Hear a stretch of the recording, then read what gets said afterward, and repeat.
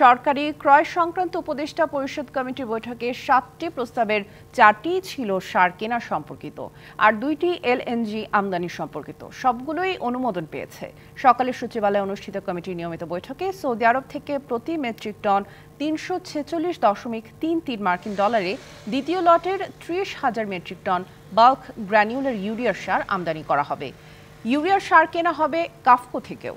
রাষ্ট্রীয় পর্যায়ে মরক্কো থেকে প্রতি মেট্রিক টন 415 মার্কিন ডলারে ষষ্ঠ লটের 30,000 মেট্রিক টন টিএসপি সার এবং সৌদি আরব থেকে প্রতি মেট্রিক টন 581 মার্কিন ডলারে দশম লটের 40,000 মেট্রিক টন ডিএপি সারও আমদানি করা হবে।